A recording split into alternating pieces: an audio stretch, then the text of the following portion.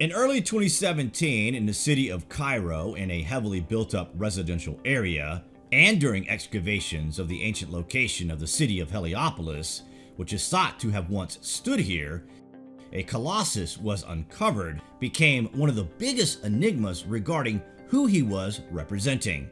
Wait till you hear this.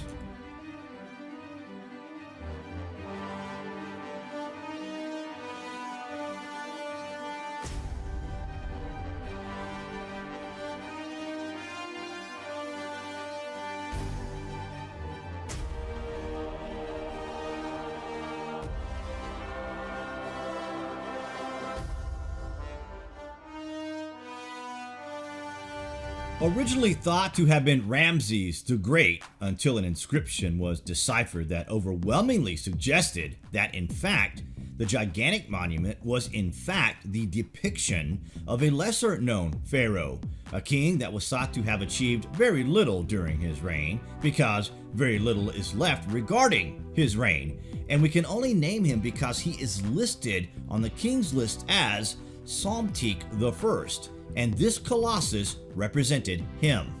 It was long assumed that this lesser known pharaoh had a relatively quiet kingship, reigning for just over 50 years. However, the size and scale of this monument as a lasting legacy to the king seriously suggests he was far more powerful than previously thought, and this has led to the uncovering of history that was once lost, and the connections allowed by this discovery are monumental and only now becoming apparent, and we are going to tell you why. The huge piece is in huge chunks and accompanied by an astonishing 6,000 fragments, which will be pieced together in time for the state opening of the Grand Museum in 2022 at Giza. One of the researchers at the time of the discovery made the following remark about the Colossus statue when she states, "The new fragments confirm that the Colossus once depicted King Psamtik I, standing, but it also reveals that his left arm was held in front of the body, an unusual feature. A very carefully carved scene on the back pillar shows the kneeling King Psamtik I in front of the creator god Atum at Heliopolis. An incredible digital rendering of the ancient statue has been recreated by all the fragments by the researchers, and this reveals what part of the upper half of the statue of Psamtik would look like, and they are now attempting to recreate this for all to see." The discovery of this statue back in 2017 was an incredible sight to behold. Almost like a king from a completely different world altogether was being pulled from the ground. A time lost in history and almost completely lost altogether for all time. You must consider that if this king was a great king, then everything achieved during his time was destroyed by ignorance later on. Thought to have been for building materials, but it could have been pulled by conquering armies to wipe out the traces of a once glorious empire. An empire that had long vanished when the destruction of these very ancient things began. The people who resettled there after a period of time didn't understand the importance of the past, and they simply did not have the capacity in their mind or the want to understand what these things may have been representing. In ancient times, it is now known that this pharaoh reunited the kingdom after a period of uncertainty. He expelled the Assyrians from Egypt, and Herodotus would later write of him when he says, "He was one of 12 co-rulers and secured the aid of Greek mercenaries in order to become sole ruler."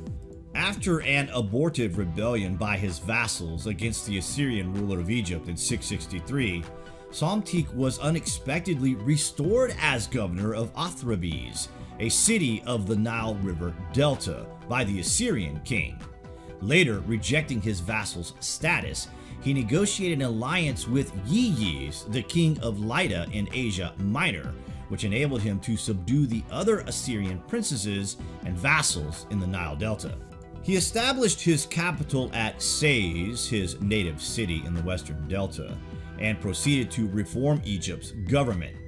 To remove the last vestiges of the rule of the king of Kush, the African kingdom south of Egypt, which had persisted after the Assyrian raid of 663. He negotiated the adoption of his daughter Nitocris by the priestess of the Theban god Ammon, thus securing control over the considerable wealth of the temples.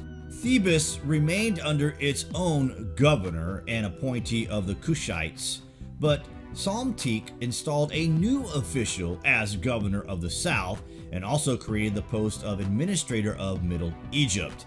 In addition, he placed military garrisons along the Nile throughout Upper and Middle Egypt.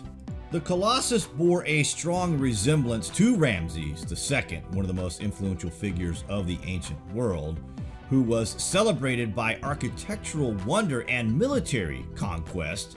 During his long reign, the Egyptian empire extended all the way from Sudan in the south to modern-day Syria in the east.